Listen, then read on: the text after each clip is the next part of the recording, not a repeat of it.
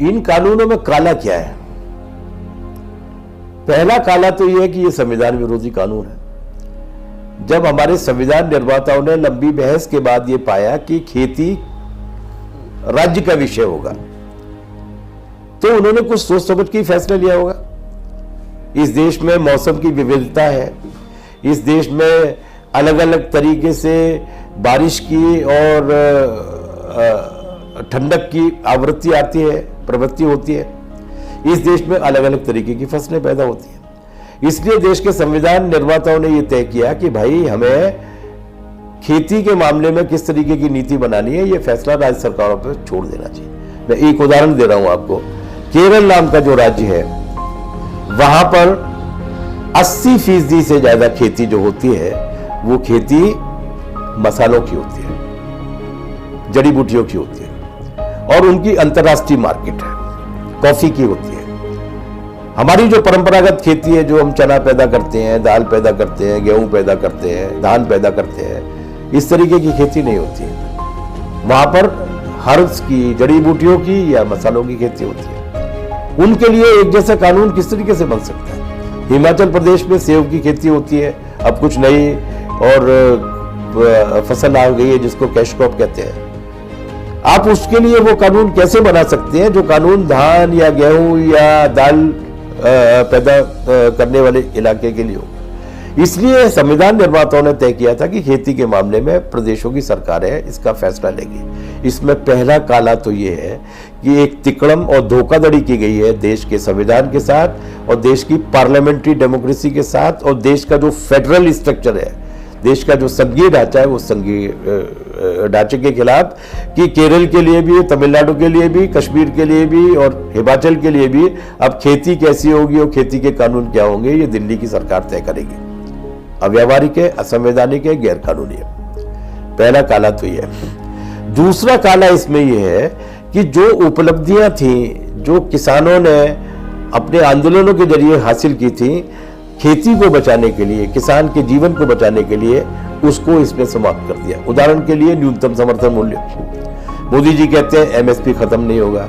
MSP खत्म हो जाएगा जब एमएसपी कहां मिलता है? एमएसपी मिलता है मंडियों में खरीद पे। मंडियां कब बनी थी?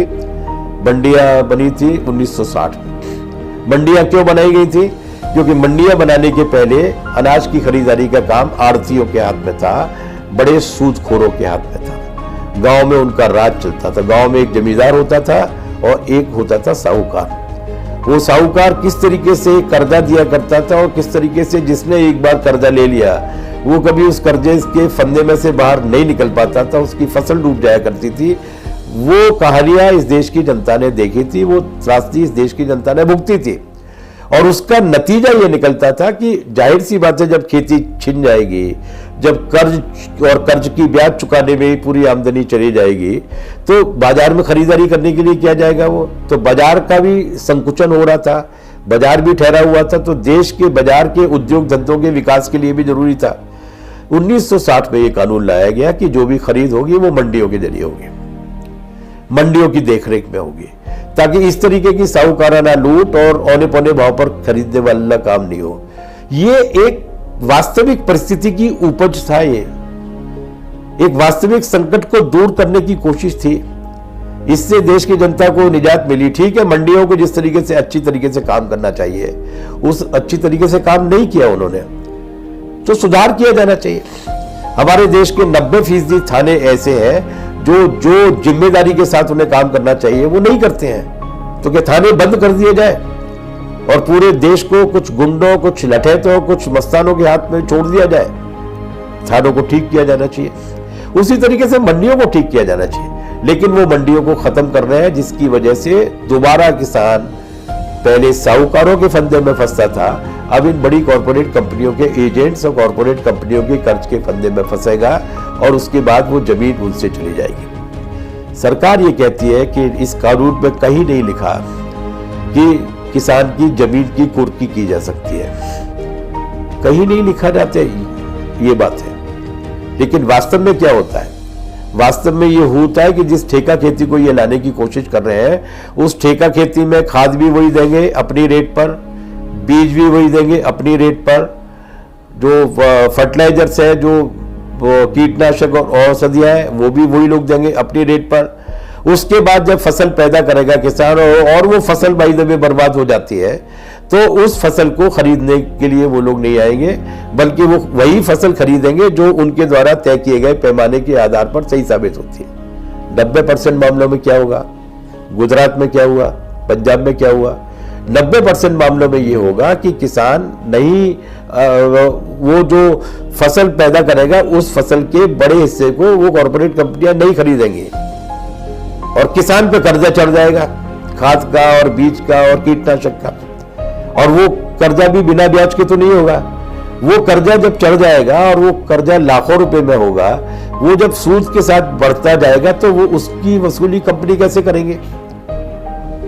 जाहिर सी बात है कि किसान का क्या जब्त होगा, मकान तो उसके पास इतना महंगा है नहीं, मोटरसाइकिल जब्त कर लेंगे, ट्रैक्टर जब्त कर लेंगे जो उसने बैंक लोन से पहले से लिया हुआ है। जब्त क्या करेंगे? जब्त करेंगे जमीन। इसलिए ये जो झूठ बोला जा रहा है कि जमीन किसान की नहीं जाएगी, ऐसा कानून में नहीं लिखा, कानून में नहीं लिखना पड़ता, लेकिन इस कर्ज को चुकाने के लिए कंपनियां किसान की कोई भी चीज कुर्क नहीं कर सकती, ऐसा कोई प्रावधान है क्या उसमें? नहीं है।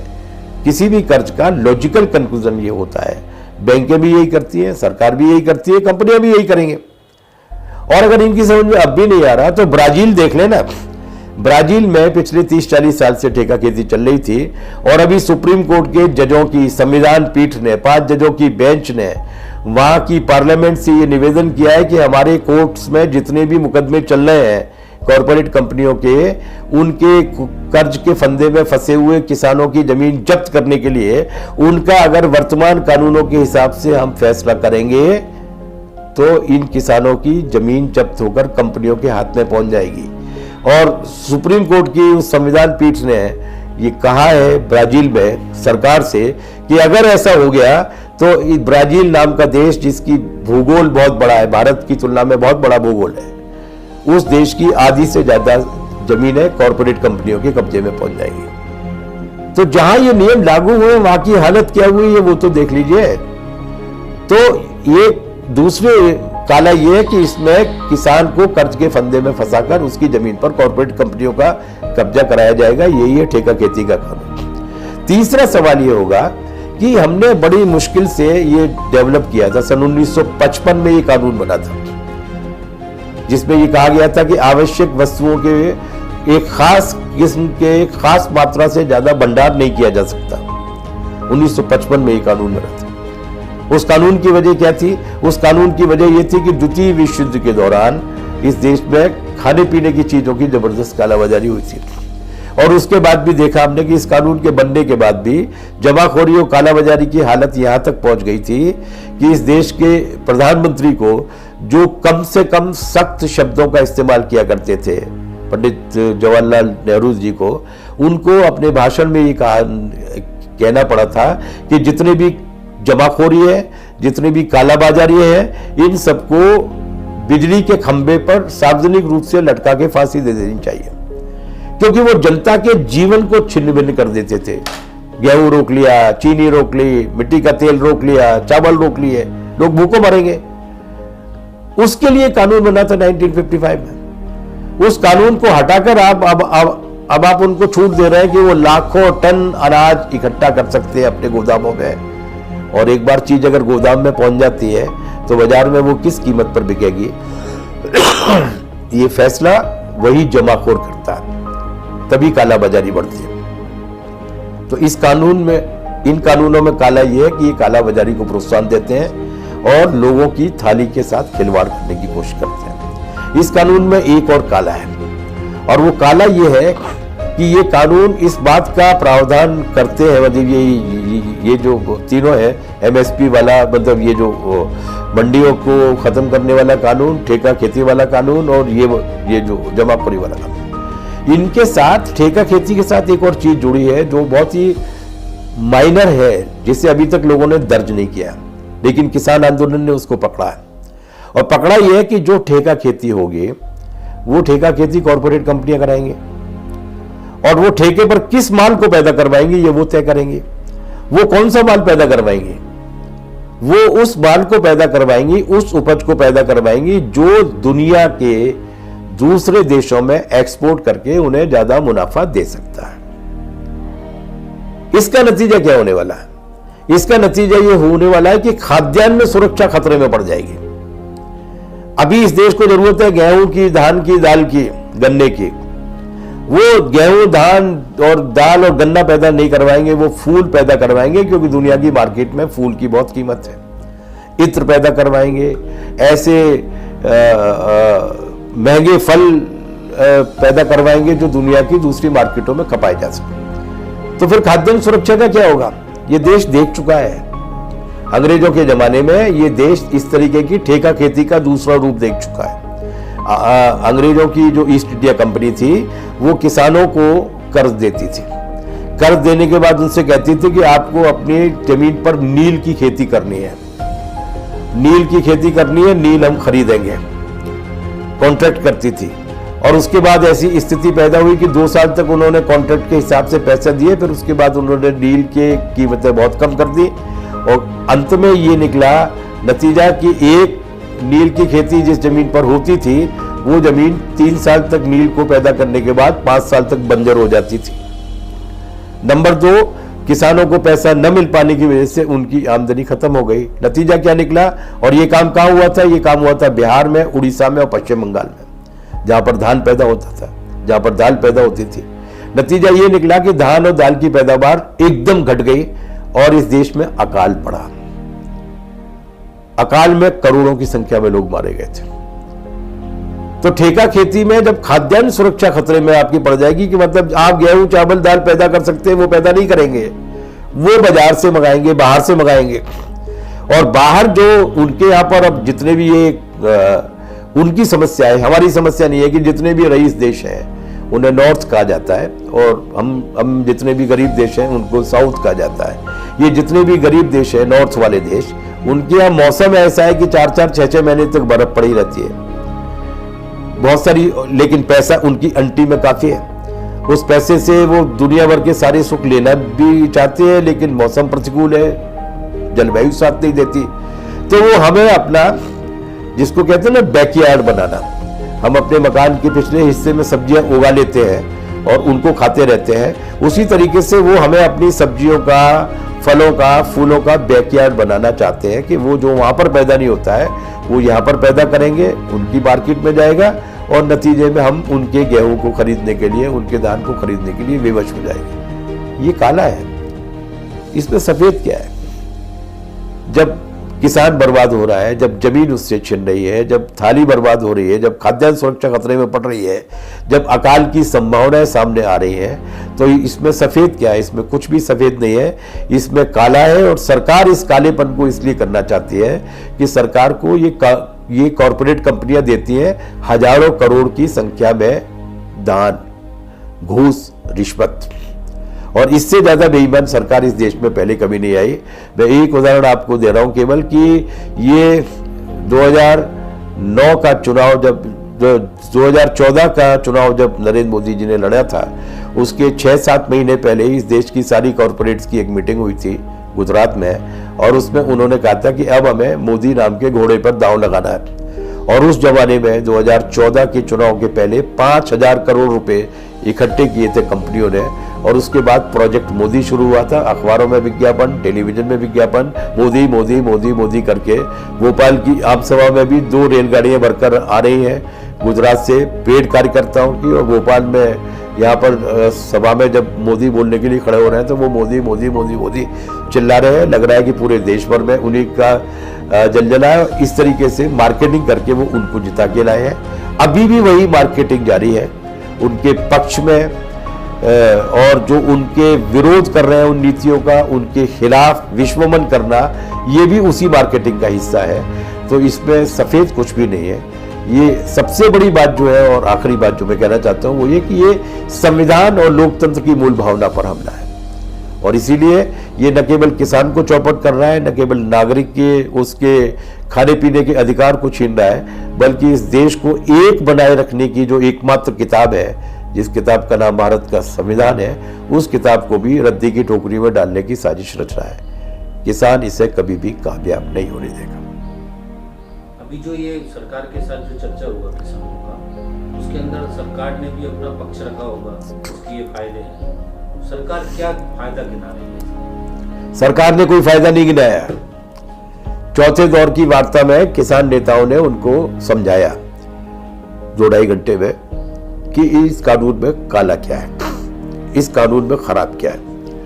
5वें दौर की वार्ता में जब हमारे प्रतिनिधि गए तो वो पूरा अपना खाना वाना और चाय वाय लेके गए थे और उन्होंने कहा हम शाम तक बैठे हुए हैं, जरूरत पड़ेगी तो रात तक बैठ लेंगे, अब तुम हमें ये बता दो कि इन कानूनों में अच्छा क्या है। कृषि मंत्री और उनके साथ 2 मंत्रियों का दल जो बैठता था, उन्होंने ये कहा कि इतने सारे लोगों को, 40 लोगों का डेलीगेशन जाता था बात करने के लिए, इतने सारे लोगों को समझा पाना संभव नहीं है, आप 4-5 लोगों की कोर कमेटी बना दो, उनको हम समझाएंगे कि अच्छा क्या है। तो दरअसल सरकार बता नहीं पाएगी अच्छा क्या है। उसके बाद बीजेपी ने आह्वान किया कि भारतीय जनता पार्टी के नेता गांव-गांव जाएंगे और किसानों को जाकर समझाएंगे कि इन कानूनों में अच्छा क्या है। जैसे ही वो मुहिम शुरू हुई खट्टर साहब के गांव से, तो गांव के किसानों ने उनको घड़ी करके वापस भेज दिया। खतरनाक स्थिति पैदा हो गई, गुस्से में थे किसान। उसके बाद बीजेपी के सबसे बड़े नेता में दूसरे नंबर पे जो आते हैं अमित शाह जी, उन्होंने आदेश निकाला कि कोई भी बीजेपी कार्यकर्ता कृषि कानूनों को समझाने के लिए गांव में नहीं जाए। नेताओं को आप समझा नहीं रहे, संयुक्त किसान मोर्चे के नेताओं के तर्कों का आपके पास जवाब नहीं है, जनता को आप समझा नहीं रहे, तो अच्छा क्या है अभी बता दो, अखबार के माध्यम से ही बता दो। जो आरोप हम लगा रहे हैं, जो तथ्य हम लेकर आ रहे हैं, उनके कोई काट हो तो बता दो। तो उन्होंने, सरकार ने कभी नहीं बताया कि अच्छा क्या है। इसलिए ये जो दावा कर रहे हैं कि हम तो बहुत अच्छा मानते हैं इसको किसान, और अच्छा है, बहुत अच्छा है, हमें स्वीकार नहीं है भाई। आप हमारे लिए अच्छा ही करने के लिए तैयार हो कि आप 1.5 क्विंटल की एक बहुत सोने की जंजीर लेकर आएंगे और मेरे पैर में बांध देंगे, मुझे नहीं चाहिए, मैं वैसे ही ठीक हूं। तो जबरदस्ती आप हमको अपनी अच्छाई की घुट्टी में लाने के चक्कर में क्यों है? कुछ भी अच्छा नहीं है, सरकार केवल प्रोपेगेंडा करती है। सरकार का असल मकसद क्या है? सरकार का असल मकसद है, डॉक्यूमेंट आ चुके हैं, जो नीति आयोग इन्होंने बनाया था, योजना आयोग को हटा के उस नीति आयोग का दस्तावेज आ चुका है। उनका ये कहना है कि हमें किसानों की संख्या कम करके 5 या 6% तक लानी है। हमें आप ये स्मार्ट सिटी की परियोजनाओं का नाम आपने सुना होगा, शहरीकरण पे बहुत जोर दिया जा रहा है। हमें आने वाले दिनों में इस देश की जो शहरी आबादी है, उस आबादी को दुगुना करना है। ये कब होगा? किसानों की संख्या कब होगी? जब उनके लिए ऐसी विषम परिस्थितियां पैदा कर दी जाएंगी कि वो अपनी खेती को छोड़ के आए और कंपनियों के हाथ में खेती जाए। शहरी आबादी कब बढ़ेगी? जब किसान अपने गांव से बेदखल होगा और रिक्शा चलाने के लिए या पत्थर ढोने के लिए या गिट्टी फोड़ने के लिए वो शहर में आएगा। तो असल नीति उनकी है कि कॉरपोरेट का कब्जा करा के कंपनियों के माध्यम से खेती कराने की कोशिश करना, जो इस देश की आबादी, उसकी विविधता और इस देश की विकास की स्थिति को देखते हुए आत्मघाती कदम है, जनता के खिलाफ जाने वाला। अमेरिका का जो खेती हुआ ठेका हुआ के सारे बहुत पहले से लागू हो गया था। अमेरिका में अभी किसानों की और किसानी की क्या स्थिति है? बहुत खराब। रीगन साहब के आने के बाद, ये तकरीबन 40 साल पहले की बात है, रीगनोमिक्स लागू हुआ था। ये थैचर और रीगन एक ही कुनबे के थे, तो रीगन ने ठेका खेती वाले सिस्टम को वहां पर लागू किया था। और अभी जब ये किसान आंदोलन चला तो भारतीय मूल के 10 नौजवान जो वहां पे अर्थशास्त्र पढ़ने के लिए गए हैं या दूसरी विधाओं में पढ़ने के लिए गए हैं, वहां की हैसियत, वहां की नामी शख्सियतों में से हैं, उन्होंने गाड़ियां किराए पे ली और पूरी अमेरिका का भ्रमण करने के लिए निकले, वो गाँव का। और उन्होंने ये रिपोर्ट दिया कि गाँव खाली पड़े हैं, जो हॉस्पिटल से वो बंद पड़े हैं क्योंकि गांव में कोई रहता नहीं है। बहुत ही मुश्किल से गांव में जो 5-10% की आबादी है वो उन बुजुर्गों की है जो शहर में जाकर किसी काम को करने के लायक नहीं है। गांव के स्कूल बंद पड़े हैं, गांव खाली हो गए, इसलिए कि ठेका खेती वहां के किसानों के पक्ष में नहीं आई, घाटे का सौदा साबित हुई और वो अपनी खेती को और गाँव को छोड़ के शहर की ओर आ गए। तो अमेरिका वहां पर जबकि सरकार सब्सिडी देती है, खेती न करने के लिए भी सब्सिडी देती है, एक गाय पालने पर 3 से लेकर $4 प्रतिदिन की सब्सिडी देती है, इसके बाद भी किसान को इन नीतियों का फायदा नहीं मिला अमेरिका में। तो भारत में तो हालत और भी ज्यादा खराब है। यहाँ पर तो किसी फायदे की सोचिए ही मत। जो अमेरिका के गांव की हालत हुई है वो हमारे गांव की हालत होगी जैसी होती है। छत्तीसगढ़ के अनेक गांव ऐसे हैं, बुंदेलखंड के अनेक गांव ऐसे हैं जहां पर बाहर मजदूर काम करने के लिए माइग्रेंट लेबर बन के जाते हैं और गांव के गांव खाली होते हैं, उसमें 5-10 बुजुर्गों को छोड़ के और कोई रहता नहीं है। लेकिन वो मौसमी होते हैं, 6 महीने के लिए जाते हैं। लेकिन यहाँ परमानेंटली जाना पड़ेगा उस देश में जहाँ पहले से ही बेरोजगारी बहुत आकाश छू रही है। आज़ादी के बाद की सबसे ज़्यादा बेरोजगारी है। वहाँ पर ये शहर में अगर पहुँच जाएंगे तो बेरोजगारों की भीड़ बढ़ाने वाले हैं, कोई रोजगार मिलने वाला नहीं है। और आने वाले 10-20 वर्षों में भी ये सरकार कोई रोजगार पैदा करने वाली है ऐसा नजर नहीं आता। तो जाएंगे कहाँ लोग? जाहिर सी बात है कि मौतें होंगी, अकाल फैलेगा। अमेरिका में जो खेती है उसमें कितने % किसान हैं जो खेती कर रहे हैं, कितने % गवर्नमेंट कंपनियां हैं? ज्यादातर खेती वहां पर कॉर्पोरेट्स या कंपनियों के हाथ में पहुंच गई है। उन पर उस खेती पर काम करने वाले लोगों की संख्या बता रहा हूं मैं, किसानों की नहीं। उस खेती पर काम करने वाले लोगों की संख्या है 6%, मतलब आबादी का 6%। और वो बाकायदा मैकेनाइज खेती है, मशीनीकरण से है। तो जो 6% लोग हैं वो भी किसी ड्राइवर के रूप में काम कर रहे हैं, स्टोर कीपर के रूप में काम कर रहे हैं, ऐसे मैनुअल लेबर के रूप में काम कर रहे हैं। तो दरअसल किसानी को तो वहाँ लगभग खत्म करने की स्थिति तक पहुँचा दिया गया है। तो हमारे देश में आने वाले समय में खेती पे बड़ा संकट आने का। अमेरिका की आबादी है 30 करोड़ के आसपास, हमारी आबादी है 130 करोड़, और ज्यादा बढ़ गई होगी। मेड की नाल ठुकाने के लिए नहीं जाती है। जिस तरीके की परिस्थितियां होती है और वहां पर विकास की जो हालत है कि वो सब्सिडी देकर अपने उन किसानों को मरने से रोक सकते हैं। अभी इस कोरोना के काल में जब हमारे यहाँ पर एक अठन्नी नहीं दी गई लोगों के खाते में, 500 रुपए का एक फूटी कौड़ी डाली गई थी, वहां पर सरकार ने उस पूरे लॉकडाउन के पीरियड में अपनी जीडीपी का 23% खर्च किया है। हमने अपनी जीडीपी का 1.5% भी खर्च नहीं किया लोगों को राहत देने में। तो वो जानते हैं, एक बड़ा दुष्ट पूंजीवादी राष्ट्र होने के बावजूद भी वो जानता है कि जनता में अगर असंतोष पैदा होगा तो राज का चल पाना मुश्किल होगा। दिया उन्होंने, लेकिन उनके पास सरप्लस भी है, वो दे भी सकते हैं। लेकिन हमारे पास क्या है, हम क्या दे पाएंगे?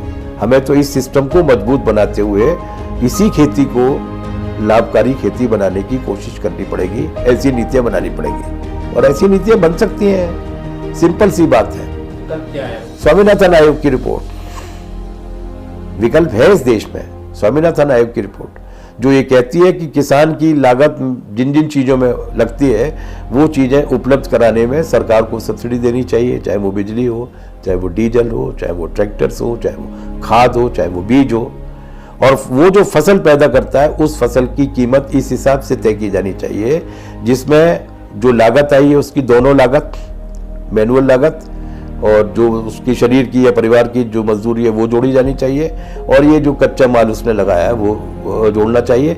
इसके साथ साथ जिस जमीन पर उसने वो खेती की है उस जमीन का रेंट भी जोड़ा जाना चाहिए। इस सब का जोड़ लगाकर इससे जोड़ी कीमत पर उससे खरीदा जाना चाहिए। उसके बाद भी स्वामीनाथन आयोग ये एक बात कहता है, उसके बाद जो अनाज खरीदा जाएगा उस अनाज को सस्ती दरों पर जनता को उपलब्ध कराने के लिए भी सरकार को सब्सिडी देनी चाहिए। दे सकती है सरकार ने। कॉर्पोरेट को जितनी सब्सिडी दी है इन 7 वर्षों के दौरान, उसका केवल 10% अगर वो खर्च कर दे तो किसानों को स्वामीनाथन आयोग की सिफारिश के हिसाब से दाम दिए जा सकते हैं और जनता को सस्ती दरों पर अनाज दिया जा सकता है। सरकार हमेशा कहती है पैसा नहीं है, झूठ बोलती है सरकार। सरकार के पास इफरात में पैसा है लेकिन वो कॉर्पोरेट को देती है। लाखों करोड़ की छूट, लाखों करोड़ की सौगात जो है वो कॉर्पोरेट कंपनियों को दे दी जाती है। किसान को अगर वो 1000 करोड़ रुपए भी देते हैं तो बड़ा गुणगान करते हैं, किसानों में बांट दिए, किसानों में बांट दिए। ये हमारा तो ये कहना है कि आपने जितनी भी सब्सिडी या छूट दी है कॉर्पोरेट कंपनियों को वो वापस ले लीजिए, वो किसानों में डाइवर्ट कर दीजिए। दुनिया के किसी भी किसान से ज्यादा संपन्न माली हालत में होंगे हम लोग, और दुनिया से की किसी भी जनता से ज्यादा बेहतर खाद्यान्न सुरक्षा में होगी हमारे देश की जनता। लेकिन उनकी प्राथमिकता पे न किसान है न जनता है, उनकी प्राथमिकता पे कॉर्पोरेट है, क्योंकि टेलीविजन उनके हैं, चंदा उनसे लेना है, अखबार उनके हैं, उन्हें चुनाव जीतने में मदद करनी है। तो दोनों का अपनापा है। राहु केतु मिले हुए हैं, बाकी के पूरे देश में ग्रहण पड़ता है तो पड़ता रहे।